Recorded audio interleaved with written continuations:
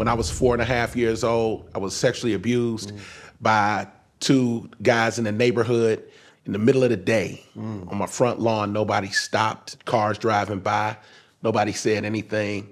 And I held that probably until I was like 19 years old. So when you have something like that happen to you at a young age, you don't even have language to describe what you're dealing with. So mentally, I'm processing something I don't even know what it is. I realized that the rage that I had, I was releasing to people who had nothing to do with the original issue.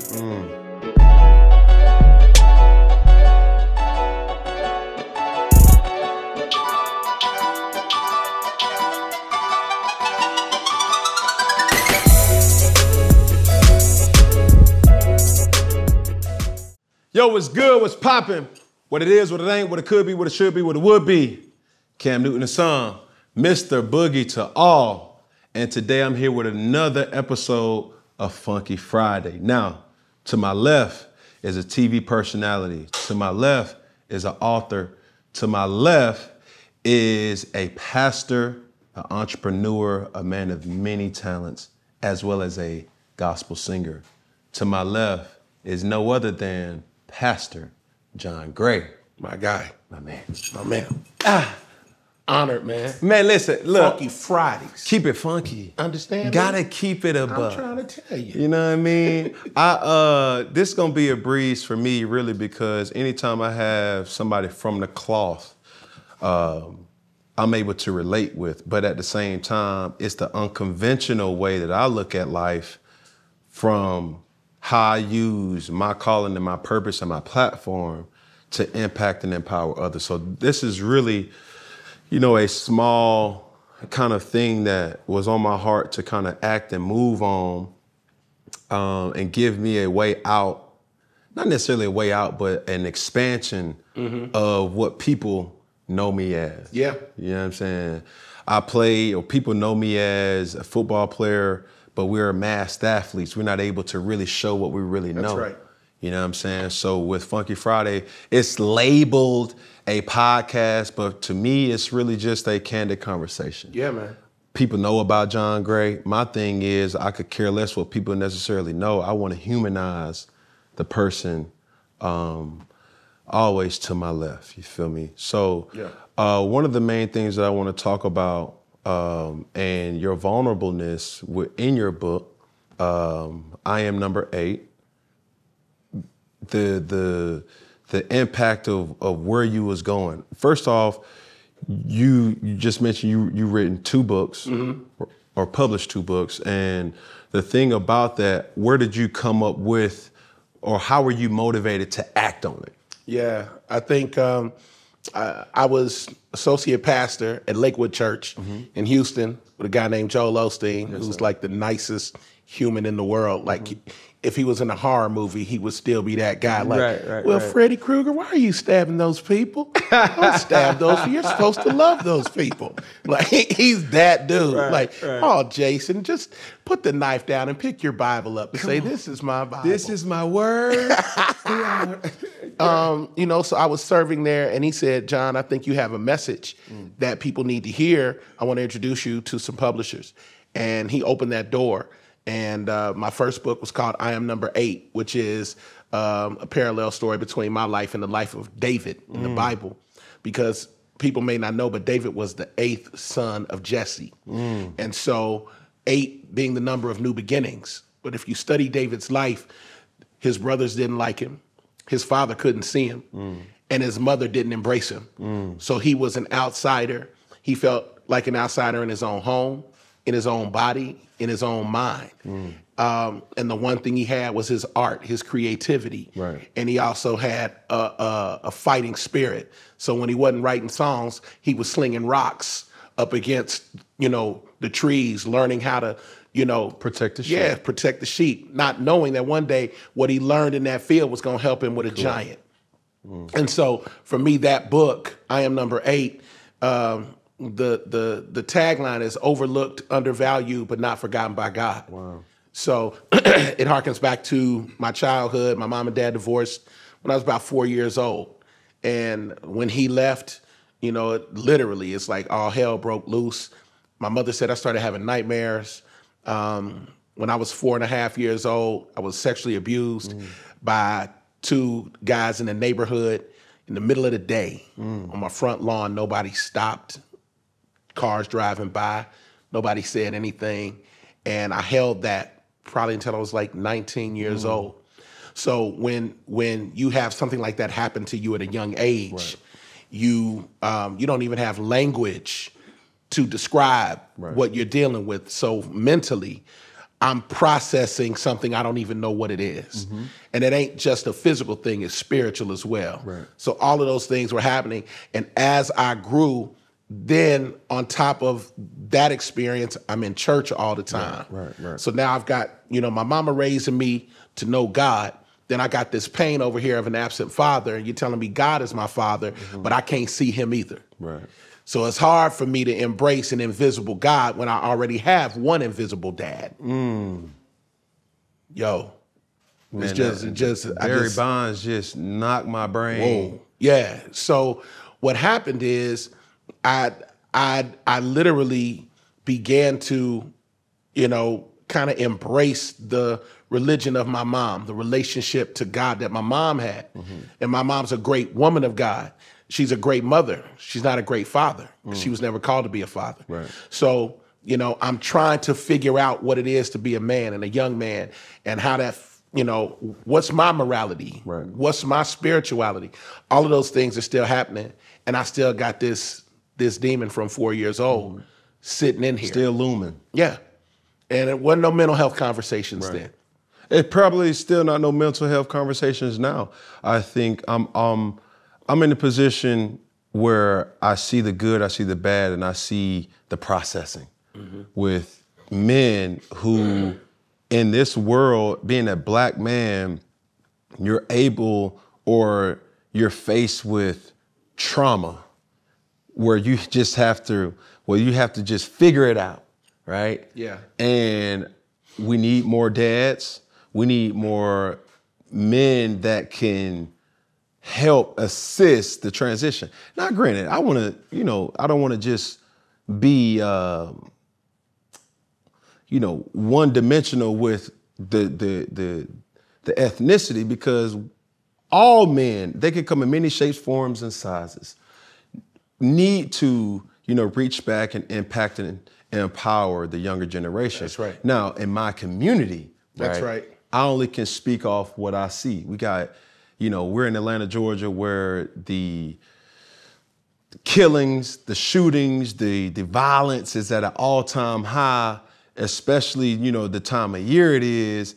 You have to be able to say to that younger generation, to say, bruh, what's up? You good? Hey, man. Bro. And not oversaturated with church. Even reading the Bible, and I'm gonna get back to David, that's my favorite character in the Bible, right? Yeah. But even for Jesus got condemned because even the church people, the followers of Christ, was always like, why are you over here hanging out with them? They ain't. Yeah. Yeah, people have a problem with how Jesus rocked. The more you study the life of Jesus just as a man, he's the kind of man I want to be. Right. Because he had compassion, but he also had a firm set of values and principles that he would not move from. So every person that he encountered had value. He started from value. The problem with some in a lot of churches is church starts from, we're right, you're wrong, come up to where I am. That's not how Jesus interacted with anyone. He was, I'm Jesus, you're you. Let me show you that there's a better way. Right. There's a difference between saying you're wrong and let me introduce a new idea. Jesus was big on conversation. He was not judgmental. The woman at the well had been married 5 times and was living with a dude. Jesus walks up and says, oh, let me get some water. She's like, good and well, we ain't even supposed to be talking. Jews and Samaritans don't talk. He's like, yo, but if you knew who I was, you'd ask me for some water and you never thirst again. She's like, oh, tell me about your water. Oh, my goodness. And he was like, first go get your man. I don't want you to feel like I'm hollering at you. Infiltrate. Right. Nothing. And she was like, well, I'm not married. And then he hit her with the prophetic. He was like, yeah, you're not. You was married 5 times. Now you're just living with a guy. You know what? There's something hurting you on the inside that 5 marriages couldn't heal. And the 6th man can't heal. But I'm the 7th. I'll complete you. Wow. I'm the one that can heal the hole in your heart. Right. Because what you're trying to find in relationship, you can't find. It's a you versus you thing. Yep. You don't see you yet. I'm here to show you you. Right. And so I feel like where the religious world has gotten it wrong, particularly the construct that I come from, Christianity, some areas of evangelical Christianity have become so judgmental, and it becomes like a VIP experience. They want to judge people that go to the club, but the church is a club. Y'all got a VIP lounge. Correct. For the ones who give more. Correct. For the ones who have more clout. Correct. For the ones who can make you more popular. You let them sit closer because you want them in your camera shots. That's how you vibe. And it's not like God don't see it, because the truth is, and there's a business aspect to church that nobody wants to talk about. Right. And that's what made me bitter. Like I was ready to give up everything related to the business of church. I love God. I don't have a problem with God. And I'm not one of those people that wants to bash the church. I have a problem with the business of church, because I think the business of church has done a disservice to the souls of people. Right.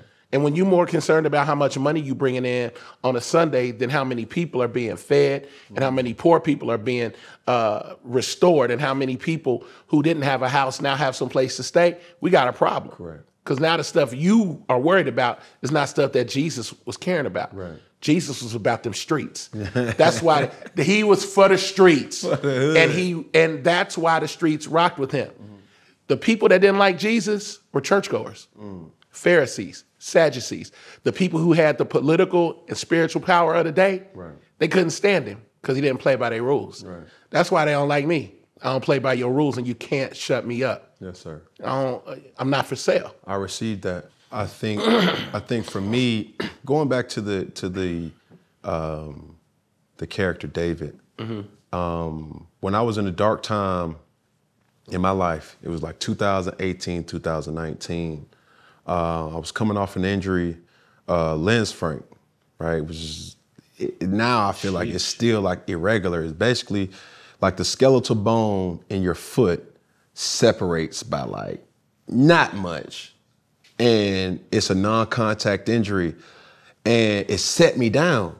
And throughout that process, you know, I was one of those people in church. I grew up in church. I know more gospel hymns and songs than rap music, right? So for me, during that time, I asked my father, who's the most influential person in my life, I was like, man, Pop, man, give me something. It's like I was called to like start from scratch. I said, I've been going to church all my life, but I don't know really no tangible ideas that I can relate to and say, oh, this is my favorite character. Why is this my favorite character? Because he did X, Y, Z. And he told me to start reading Samuel. Yeah. And as I started reading Samuel, I started realizing, you know, okay, God only had 2 people, to my knowledge, right, that was touched pre-birth. That was Samuel and Samson, right? And as I started reading, I was like, oh man, I'm not even a reader. Now I'll watch a documentary. Yeah. You know what I'm saying? But I love information. I love education or educating myself on something from the past.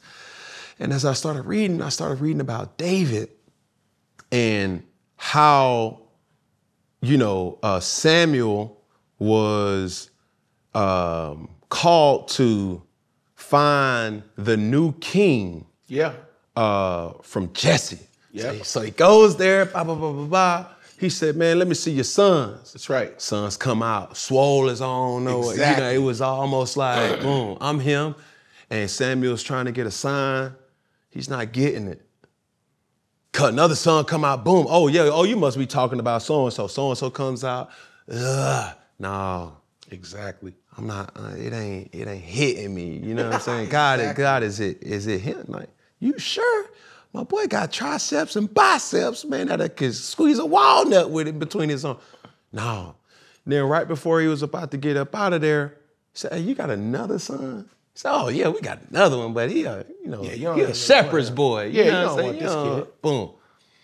And that, for me, was the connectivity or the being born again, to realizing that God don't look at the outer sphere. He looks at the inside. That's right. And that's when he knew David, because he seen his heart. You feel me? So throughout this whole time, when I was going through a dark side of my life or a darkness in my life where I just felt like I needed football, like football was everything to me. This is how I provided everything for my family. You know, the character David kind of was the life to me. And the same issues that he was having or that he had, multiple wives, concubines, things that, you know, being a warrior, you know, good looking, a people's pleaser, you know, musically inclined. Right. Is a King Saul. That was supposed in essence be the prodigy, like, right. But Saul was jealous. Exactly. And, you know, as you're going through your journey, you start seeing like, man, it be the people that's closest to you. Boy. That just be like, bro, like, man, I want us to win. I've always been that way, and I found out that it's not that way for everybody else. Mm-hmm. I learned the hard way that people will celebrate you as long as they can keep their hands on you. Right. But the moment you elevate beyond their ability to control you, they're not going to celebrate as much. Right. And what I love about David, because to me, he's my favorite character. Between him and Peter, I can identify. Peter's bipolar. Peter's like, I love you. I ain't never going to sell you out. 10 minutes later, I never heard of him. I don't know who he is. Jesus? I don't know no Jesus. Yeah. That is the guy. But David was a complex man. He was a broken boy who didn't have fathering or mothering. Mm-hmm. His brothers couldn't stand him. So he went inside, he went internal, and he developed all these other things, like you said. And this is the thing, you talked about how people know you, but what this is an evolution and an expansion of who you are. Right. You're not confined to 100 yards on a football field. Correct. Because you were never confined to that. That might be the platform God chose for the world to know your name, but that's not the final way that we're going to know you. Mm-hmm. The thing about David is he is a case study in evolution. He went from following sheep and being faithful in somebody else's responsibility to being the leader of a nation. So, you know, he was a shepherd. He was a warrior. He was a singer. He was a dancer, because even his dance, when he danced out of his kingly clothes. Yes, so he's artistic, he's creative, but he didn't do good in relationships because nobody ever trained him. And when you're the baby boy and they telling you you can't do nothing and you ugly and all of a sudden now you got all the girls hollering at you, well, I'm smashing everything moving. Right. Oh, you tell me I can't have who? Bathsheba right there? She taking a bath? Right there. I want her. Go get her. I need her. Yo, and first of all, let's get this straight. Bathsheba knew what she was doing. Yeah. Nobody ever talks about that. You know when he's on that balcony. Come on now. And you know to put yourself out there so he can see it. Come on. You know, Bathsheba, you know. It's some Bathshebas. Man. It's some Bathshebas taking a bath on the balcony. Come on now. Trying to get the attention of the king. Look, but the thing is, and this is what I dislike about religion. It's always taken out of context to appease what you may specifically go through. You know, like, tell me a Bible verse. Jesus wept. Yeah, but you don't know why Jesus wept. Right. You see what I'm saying? I can do all things across the strip. Yeah, but it was passage before and also passage after. You're going to just say a part of something that you say. It said in the Bible, you know what I'm saying? But at the same time, I feel in that time of my life, right, I had everything, you know, still got everything. But I didn't have no outlet to go through. And when you're talking about the Bathsheba situation, it's so relatable to me because it was only, I believe it was one time that was the situation that displeased God most about David. It wasn't many times, right? God, I want to follow after your heart. That's what I want. And he gave every single head of every single enemy that David ever had. That's right. You see what I'm saying? And one thing about David, him being a warrior, he could have killed Saul multiple occasions. That's right. But he was a man of God. He said, no. I ain't gonna do that. And to the person who was following David, who killed King Saul, David killed him. That's right. Like, no. You don't get to choose. Yeah, you ain't gonna. That's God's situation. That ain't you. And too many times in life, people are trying to take it upon themselves that say, I was moved and God, like, no. That ain't, don't put that on my God. That's right. Right? But at the end of the day, you have to discern. And I think when that situation with Bathsheba, and for the people who don't know, David was supposed to be in battle. He wasn't. He was counseled to stay back. And God would have given David anything his heart desired. Anything. And Cam, I got to say this is going to mess with some people's religion. God spoke through the prophet Nathan and said to David, he said, I gave you the house of your father Saul. I gave you his wives. He said, and if that was not enough, I would have given you more. Right. He was talking about David's relational appetite. Right. Nobody wants to talk about that. What he was saying is, David, if who you're in relationship with was not enough, you could have come to me and I would have provided the right way. What God was saying is, what you did was wrong. Your appetite was not wrong. How you addressed it, how you fulfilled it was wrong. Right. So there is you didn't come to me. That's right. There's a legitimate need here, but you filled it in an illegitimate way. You killed a man so that you could cover up something you had already done. Correct. I'm not going to rock with that. Right. And the fruit of that thing cannot live. And so, but what was profound to me was God as a father, not just this big, angry, being that in the universe. Down and said, that ain't right. He said, come on, son, you know better. You know how we get down. I've been with you since we was in the field together. You know this is not how you do that. All you had to do was come to me. And this is something I had to learn. Because maybe 3.5, 4 years ago, I wanted to end not only my life, but ministry. I hated church.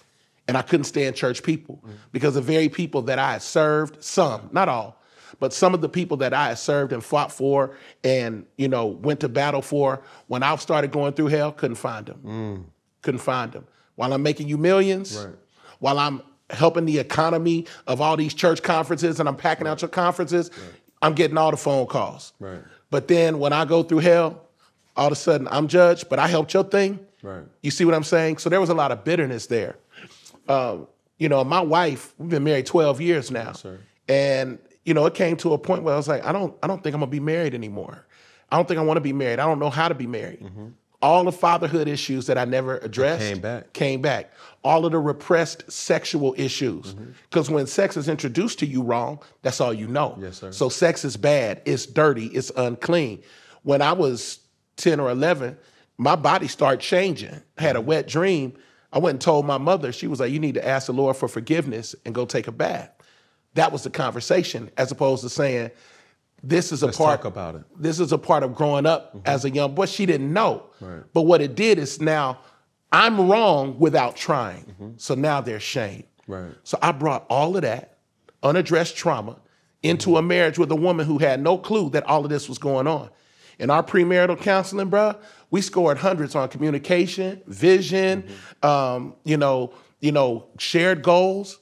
Scored a 0 on sexual intimacy because I didn't talk about it. I was like, we don't need to talk about it. God gonna give me that on our wedding day. Right. That's not what happened. Man, and I gotta be as vulnerable as I know how. I through the trauma that I've seen in my life, right? I think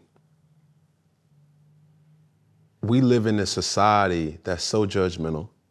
A comparable society that it's like, okay, they got it going on, they doing this, they doing that, let's post it, let me get some likes, we'll sell our soul for 10,000 likes, And I think with me seeing so many unhappy marriages, that my fear of marriage is that.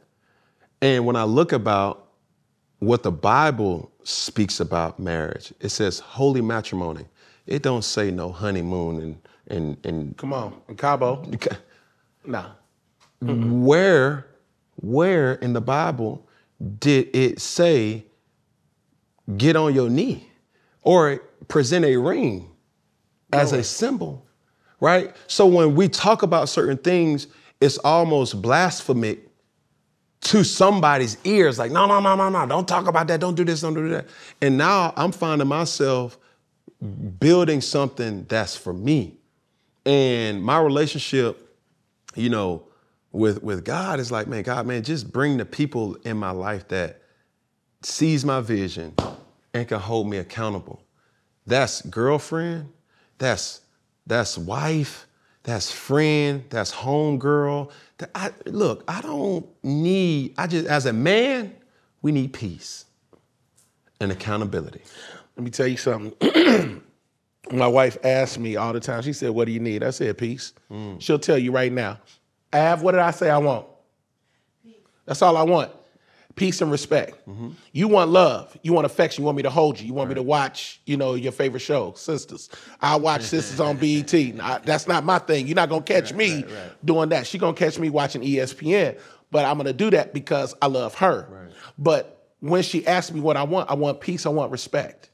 But those two don't happen unless you see me. Yes. And that's what intimacy is. Into me see. No way. Most men don't have any woman who can see into them. Yeah. So if she can't see into you, how could she speak to you if she can't see you? But also, the women have to understand that they have traumas too.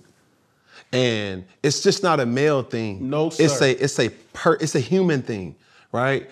And, you know, the thing about it is two people that's hiding their true self to appease to somebody else, sooner or later, it's gonna look. And I got caught in that. And anytime I have a platform to speak on it, I will, because I know that I'm not just talking to you, I'm talking for a lot of people who sees this. And I was living a lie. You know what I'm saying? I was hurt, I was dating that hurt person. But we was rebels. Maybe I'm for you, you for me, it's us versus the world. Then all of a sudden, I put her on this lifestyle of wholesomeness and you know, we're gonna go to church, we're gonna do this and we're gonna do that. And somehow or another, my ego got in the way. And one sign of unappreciation spurred a whole thing where it was just getting out of hand. So for me, I'm like, look, the thing that we should have did, number one, whether it's looking to counseling or just hearing each other, seeing each other, and identifying, listen, baby, I just want you. And I know everybody got baggage. Yeah. Some of our baggage is our coach. Some of them our bags are Toomey. Some of our bags are Louis Vuitton. And some are assistant coach. You know what I'm saying? You can't afford a coach. You know what I'm saying? But at the end of the day, who are you willing to pick up their bags for? And it's like everybody sees, and anybody that's in my position, an influencer, an athlete, an entertainer, whatever, I always tell the younger cats, I have a 707 All-Star team, and I always tell them, I'm like, bro, you don't understand, you so easy to love. Because everybody sees the ring, the David Yurman ring, the Rolex watch, the Hublot, the Patek Philippe, the Richard Mille. They see the house, they see the car, they see all this. Who wouldn't want to love that? But, man, I had father issues. I was sexual abused. I had abandonment issues. I have control issues. I have rage. That you won't get that until something triggers it. And then it's like, whoa. This ain't the person that I want. Get me out. Control, Alt, Delete. Get me out of this. We got to stay here for a second, because what you just said is a reality that I've walked through, and I know that my wife has experienced, and others who are closest to me, because there was something happening in my manhood. As I continued to grow, I realized that I'm not healthy, not whole. So multiple counselors, and I go to different, because I like different perspectives. But in counseling, I realized that there are multiple versions of me in here. And the one with the most power is the 4-year-old that got abused, because he's not gonna let anybody put him in that position again. So I have to control the narrative. I gotta control who comes close. I determine the level of intimacy or proximity. And if you hit me with the wrong trigger, you're not gonna get pastor, because that's on top of my name. I'm John from Mitchell Avenue, the 4-year-old who you talking to right now. Cincy. So yeah, I'm Cincy. This is Cincinnati right now. Okay, this is the 513. Yeah, okay, yeah. Understand this. Now, even though my wife is from Alabama, she's a War Eagle. Yeah. You know, Auburn fan. No, don't talk down on that. You know, I'm you just saying. Okay, all right, that, you're right. That pitch was supposed to go up. Okay, War Eagle. Yeah, there we go. Okay, Wiggle. National champion. Yeah, you know. Okay, you know what I'm saying. And you still owe me $6,000 because me and my wife went out to Santa Ana for Super Bowl 50. And pray for me. I'm just saying, or sign a ball or something, because it's okay. But I went out there for you. But I realized that the rage that I had, I was releasing to people who had nothing to do with the original issue. So now I'm erupting on people that were not on the front lawn when I was abused, and were not there when I was looking for my father in the stands, and was not there and I love my mother, but my mother, I think her religious construct put me at a deficit, because if sex is bad and sex is dirty and everything around it is sin, now I'm walking into my marriage like, what, is it okay for me to like her booty? Right. Why do I like her tattoos? Why does that turn me? I'm not supposed to be turned on by that because I'm a church boy. No, I'm a man. And religion will mess you up if you let it, and make you think that your natural inclinations or your natural attractions are wrong. Now, let's be real careful, because when you start talking natural attraction, that's where the church has failed miserably, because we're ready to put people in hell unless it's our preferred sin. You know, we're going to put you, you're living like that, you're going to hell. But you got a family on the other side of town. You know, are you going to go to hell? But you fat. And gluttony is a sin too. Is that going to get you in hell? Correct. You know, you lie. The Bible says all liars will be in the lake. You going to hell? There's no sin. There's no weighing scale. There's no sin scale. You can so you better fall under grace. Yes, sir. Everybody better be real quiet about other people's stuff and just be grateful that he covered yours. He who cast the first stone. Yeah. If he who is not sin, throw a rock. Don't nobody, if your life was on a big screen TV right now for the world to see, you'd be trying to unplug every electronic device. No, don't turn it off. Let's watch you twerk before you start singing in the choir. You see what I'm saying? Let's watch you get lit with the brown liquor under the cabinet while you judging somebody else. You know, and so my thing is, it's best to keep your mouth off of other people's experiences if you don't know how they arrived there. Yeah. There's a lot of people that said different things. You're in the public space. You're a big target. I'm a big target. Right. When I started, literally, it's not self-destruction. It was actually reconstruction. I'm grateful for the horrible moments that I went through, because it revealed me to me. Right. There was no other way for me to go through it. I had to go through it this way. And so I don't judge anybody. I've always covered people. Right. If I start telling secrets, it's gonna hurt a whole lot of feelings out here, cuz. So I'm gonna just leave that right there, and I'll just say this. I'm grateful that God dealt with me, because scripture makes clear, if God corrects you, he sees you as a son. So when you get whooped, that means you're legit. Right. If I really had something that God said I can't fool with him no more, he would have left me alone. Yes, sir. The last thing you want is for God to leave you alone. You want the correction. Yes, sir. You want the adjustment, because that lets you know I love you too much to let you die in bondage. Right. It wasn't even about I'm angry and I'm exposing you. It's I love you and I need you not to live in this manner. Correct. You know, for me too, my whole transition of who I am now, like I said, I grew up in the church, still actively in church, and try to find some type of counsel, recharge multiple times a week, not just on Sunday. Yeah. And I just remember growing up, every Sunday, it was mandatory. It was, and still for my kids, when I go to church, all y'all going to church. That's right. Every single one. I don't want to hear, Daddy, I got, no. You putting your shoes on, you putting your good clothes on, and we going to church. I think when I got to college, that's when I think we have to do a better job, and not just, let's get out of this religion realm for a second. I think as parents, giving your children safe spaces to be them and be curious, because I didn't have that. I love my dad to death. I love my mom to death, but only thing they know is church. We never talked about sex. We never talked about, we just knew it was wrong. We just knew drugs was wrong. We just knew hanging out all night was wrong. Weed was wrong. Drugs was wrong. But as children, the favorite thing that they like to do, or we like to do at one point, is ask the simple question, why? Why?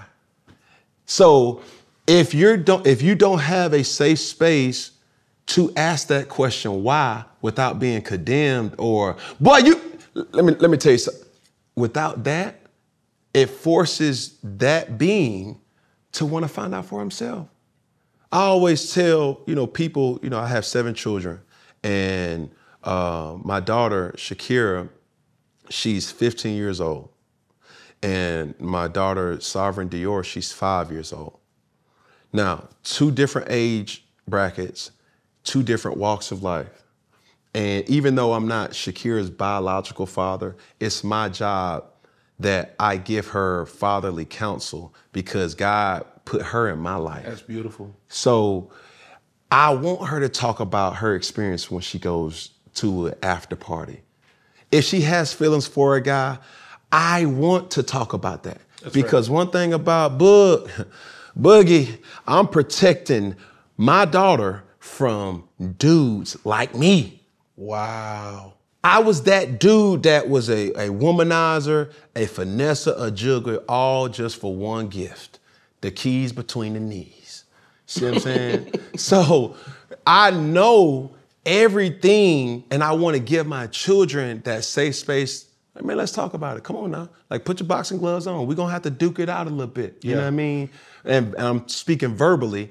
And it's just like, I want you to ask those questions. I want you to ask questions. Now, I don't know about, how Mother Nature kind of does their thing with women. But at the end of the day, I tell her this. I said, Shakira, do you know you're having those cramps in your stomach? You know what that means? Like, oh yeah, I'm growing up. I'm like, no, you can start getting pregnant now. Wow. I got a 9-year-old daughter, so I don't know that I'm ready for this convo, but it's coming. But uncomfortable conversations need to be had at home, because if it's not had at home, one thing that we all know, if you're not giving or you're not filling that cup of curiosity, that's right, they gonna find it somewhere else. Cam, my son came to me because I know what it's like to be 10 years old, and I didn't have an outlet, so I knew it was coming. Mm-hmm. I went in that room, his hands was under that blanket. I said, I wanted to be like, my dude. I said, boy, what you doing? He said, nothing. I said, first of all, those are called hormones. Yes. He was like, Daddy, I'm having urges. I said, son, this is good. This is healthy. It's life. It's like I said, what you feel is not wrong. Mm-hmm. The first thing I said to him is what I needed someone to say to me. Mm-hmm. This is not wrong. Let's process this. Yes, sir. Now he's practicing in the mirror when he meets a girl. He's like, what's up, girl? Yeah. He's throwing his hands in his hair. He's, but the physiological side of him growing up is my body is changing. Is this bad? Mm-hmm. No, son, an erection's not bad. This is actually, you're gonna thank me later, right. But you gotta handle this the right way right now. You have to control it. Because before you get into a position where, and Drake says it in his song, how do you know who's for you when anyone will go with you? Woo! So when you get into that point where that trauma was never entertained by a higher being that has your best interest, to say, okay, son, like them hormones, they just jumping out the bando. Like, we got to control that. If that is not controlled at an early age or at a time frame in your life where you can get a grasp of what's really going on, when you're in a position where now it's too late, and that's when corruption and forces in your mind, body, and soul, and in your life start to take over. And it's like, okay, cool, boom. No. We can't accept certain people that's in public eyes on a daily basis. They have this mantra about, I'm macho, I'm too good for counseling, I'm too good bro, you can't talk to me, you my manager, or you can't talk to me, bro, like I'm paying you, like da-da-da-da. But when people really have your best interest and they start talking to you and say, bro, it's not cool, dog. But instead of talking in a manner of judging, it's talking more so on a sense of like, bro, I want to help, dog. And I won't be me if I don't bring it to your attention. What you got going on right now, that ain't it. Let's find help. And counseling can also be found in a friend. Yeah. And I know more black people than I know any other race. So I only can speak about black people. Not a lot of us are able to put our pride aside and say, bro, like I'm going through those same issues. So for me, when I'm living my life and I know everything is always preached, marriage, this, that, and the third, but divorce ain't, like it's more people getting divorced. And yeah, and church, and here's the thing, what God put together, let no man separate. The problem is some of these marriages God didn't put together. And so if you got a pile of doo-doo and then you put perfume on it, just because you put perfume on it don't mean it's still not doo-doo. Just because it might not stink as bad doesn't mean that at its core it's not rotten. And so the reality of marriage is that it's a choice that two people make, and you have to make that choice again every day. Yes. And ain't no amount of Jesus. I don't care how, because here's the thing, sex can't keep you married. If that was the case, then people wouldn't be getting divorced. People who are real fine and real handsome, they get married all the time. So cosmetics can't keep you together. Money can't keep you together. There has to be something else that makes you decide, this is who I want to be with, this is where I'm going. It's always going to be other options and opportunities, and I look at my life and I look at the things that I've walked through, and at the most broken moment of my life, it wasn't sex I was wanting, it was I wanted to be seen. And I was lied to by an invisible enemy that says you're invisible in your own home. So for me, it might not have been actual sex, but I wanted to hear somebody tell me that I was valuable, that I was good. Speak life. Yeah. And so my wife, in one of our counseling sessions, she was like, I almost wish you would have slept with somebody for all the hell you done been through. All of this, and you still ain't getting none. And I'm like, first of all, that's funny. And I didn't. Right. But the reality is, in the public space, wrong is wrong. Right. And the things that I've walked through were wrong. There's no excuse for it, but there are reasons behind it. And that's what I've been discovering in counseling. But I had to put my pride aside, because there were some counselors that when I would go into counseling, this is the truth, I would be able to see their problems quicker than they could help me identify mine. So now I'm coming in to be counseled, and I'm counseling you. Right, and you battered. Right. I'm like, let's pray, and I'm glad you crying, but I paid to come in here. And I gotta pay you, for the hour. So we were finally able to find counselors that literally I'm not smarter than, can't see into, and I'm able to begin to listen and learn. That's been a long process. Absolutely. And I'm gonna be in that thing for a while. Yes, sir. But that's the humility that says, I'm not okay, and I'm gonna stay in here until I am. Right. I think, I want to stay here now, and I just really want to use your testimony as, a breakthrough for somebody who sees this. How are you and your wife able to really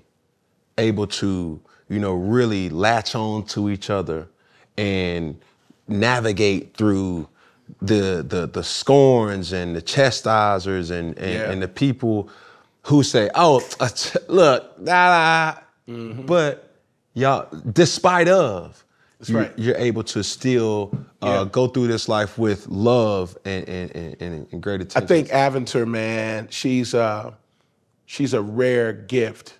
She's the most brilliant young lady, man. She's got an entrepreneurial mind, but she's got a nurturer's heart. So she's always caring about the kids. And even with all the hell we went through, she was still concerned about me. Like, I know we need counseling. She's like, but you need counseling. And she could have left at any moment. Nobody would have said nothing. They, you know, I know that's right, girl. I would have left him too, honey. All them people talking would have wanted to switch. They would have wanted to switch places. They ain't got nobody. They don't got nobody. Yeah, so that's why I don't put a bunch of credit on the noise of the crowd, because they're not in my house. They're not paying my bills. My wife and I made a choice to stay together, to build our family. That's our choice, and that's our pleasure. We building that. And what I realized is that she came in pre-wired to build.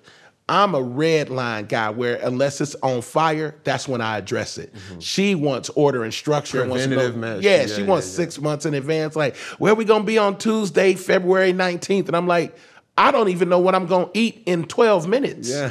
You know what I'm saying? And so what we decided is that no one outside of our house is going to define who we are, how we choose to love one another, or how we choose to build. Right. That's our business. I'm not in nobody else's house. And while everybody wants to throw rocks at my house, you might want to check the foundation of yours. Right. You see what I'm saying? Because I've never judged anybody based on anything that they've done or walked through. So I don't reap in that area, because I've always sown protection. Correction, discretion. I cover people. Yes, sir. But for me and my wife, we're going to continue to build our family how we see fit. Yes, sir. We're going to continue to walk out our process with love, trusted friends, counselors, and then we're going to share that information at the right time with people that we think we can help. I think, you know, right now, I always use the quote that my mom says. She says, the difference between, you know, relationships nowadays and old school relationships is the old school relationships was looking for every reason to stay. Nowadays, people are looking for every reason to leave. Yeah. And that's an issue, because nobody has walked this God-green earth that is not flawed. Come on, man. And let's bring a microscope even closer. If you ask anybody to unlock their phone and remove themselves from that room and allow a person to give a diagnosis of that phone's content in 15 minutes without them being present, nobody will allow that to happen. Yikes. So at the end of the day, I commend you, you know, for being a vessel, because God is using you. It may not be how, you know, you don't get to choose what's on the menu. You just have to eat what's served. Wow. Yeah, Cam, bro, let me tell you something. I was like, God, when I was called to ministry, I was 13 years old. Nobody was there. People who want to maybe take a mic out of my hand, you weren't there when he put the mic in my hand, so you can't take the mic out of my hand. But I told God, as I continued to grow up, I was like, God, if I were you, I wouldn't use me, because I still got these appetites over here. Yes, sir. I still got these issues over here. You know what I'm struggling, you know what I'm dealing with over here. Oh, you see that, you know, this is even when I'm single, I'm like, God, if I were you, I wouldn't use me. Not me. Not me. You see, hey, that girl's booty, look at them boobs, Lord. You telling me not to look at those? Yeah. Then I can't touch them neither. Right. You know what I'm saying? And so you're growing into and while I'm still dealing with my manhood, God keeps elevating me. I'm like, yo, Lord, I don't think you should. And he's like, I know exactly who you are. Yeah. The only person that's struggling with this is you. I know who I chose. I know who I called. I know where you're going to fail. I knew when you were going to fail. That's even a part of the plan. Right. See, that's the thing that people don't understand. When you are called by God, when you're God's child, even your failures are a part of the plan. And your biggest scar is your biggest star. Dog, like for me too is acknowledging the fact that every single disciple, do your research, had an issue. Had scorn on their resume. Now, you had a person that was tax fraud, you had a drunk, you had people who was even killing Christians. And somehow or another, they began to be a vessel of Christ. That's right. And somehow or another, we may have those same type of people in our world today, but we judge them. We say this, we say that. I always pray for discretion. I pray for discernment. I pray for finding out people's true intentions. You know, Drake always say, well, you know, I'm a big Drizzy fan. You know, I'm a music fan. I'm the person that goes on Rap Genius, or now with the new addition to Apple, you're able to read the actual lyrics as it's going. Yes, sir. May the real live forever and the fake get exposed. So for me, over time, and I done been through so much, and even when I'm talking to my kids, I'm like, man, listen, bro, there ain't nothing that you gonna go through that I haven't already did. So it's best for you to come to me to get counsel, because if you take that car without my permission and you skin your booty, and I'm a person that could have easily told you how to move and maneuver. Now, I'm not about to be allowing you to do this and have all type of company. And no, it's perspective. And I try to be the best father that I know how, because even though my father was great, my earthly father was great, my mom was great, it's still some insufficiencies that they had in my life that didn't make them any worser, didn't make them a bad person, didn't make them fake, flaw, or unjust. It was just something that I looked at as like, man, y'all don't know how to speak my language on this type of topic. Yeah. And it can make it seem like you ain't never been in Magic City. You feel me? Like, you don't know. Pepper wings are amazing. You know what I mean? You gotta try them. Like, bro, I feel like, you know, having that discussion with my dad, man, you know, we was, you know, battering rams. And if it was up to me at my 8-year-old self, I'll be married, have the white picket fence and all this and that and the third, but that's not how we live. You know, real situations happen in life. Right. Of course, we don't see ourselves ever getting into an accident or a flat tire or, you know, the lights go off, but those things happen. That's right. Then what you supposed to do, you know? So for me, as I'm going through my life and I'm realizing, I'm like, man, this ain't for me. And the hardest thing too, especially for people who are of influence or so many people look towards as a role model and things like that, oftentimes we don't have people to go to. No. And it's a source of abandonment. You feel alone. And it's like, I'm looking at all this money. Who can I go to that can relate to having access to all that? Nobody. With that money, it's so much power. That's right. And it's not for me to just say and brag and be like, oh man, I got so much, I got this and I got that. It's really like, man, I bleed just like you, bro. I hurt just like you. I got even the most strong physical people, they may be the most sensitive. Yeah. And how do we go to get recharged to say, all right, bro, nah, like let's come back. And you know, my girl now, it's like, dog, she says, my love is a superpower. I'm gonna love you back to health. Wow. And I saw that in my mom. You feel me? And in a world full of lust and temptation and all this and that, I ain't perfect. And I'll be the first person to tell anybody who followed my career, it's like, bro, I want you to see mistakes. I want you to see, you know, me, you know, fall down. But one thing about me, I'm gonna get back up and I'm gonna use that as a testimony to be able to make sure that you don't do that. Now, granted, I could tell my son Chosen, tell my son Jaden, hey, listen, y'all touch that stove, it's gonna scald you and it's gonna burn you. And sooner or later, you're gonna keep looking at that stove and you ain't gonna believe Dad until you touch it. And man, my dad just told me that. So throughout it all, man, I commend you for being strong. And you know, you don't know me. And even when I seen you at the Hawks game, I was like, man, he my type of dude, bro. It was the energy. I believe in energy. And you know, just how you was going about it, I was like, bro, I like that. I like that. Yeah, man. I feel like God brings kindred spirits together. And You said something that was very powerful. I hope that your viewers and your listeners catch it. You said, who do I talk to that has access to all this, who's in my circle that I can talk to? What you were saying is, where do leaders go to bleed? Because shepherds cannot bleed around the sheep that they're called to lead.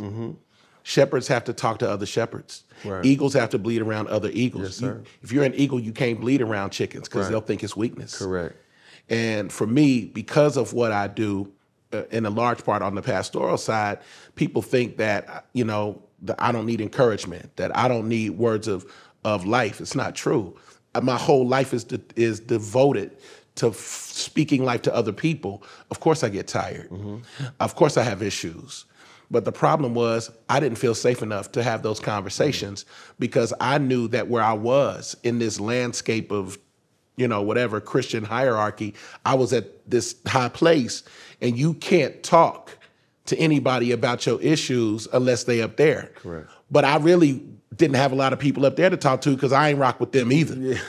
I'm not really a church boy. I love God, Correct. But I'm not for the church. I'm for the streets. Correct. Like my family from the projects, like my aunts and uncles, my cousins, you know what I'm saying? What I grew up around wasn't just, all flowers and roses.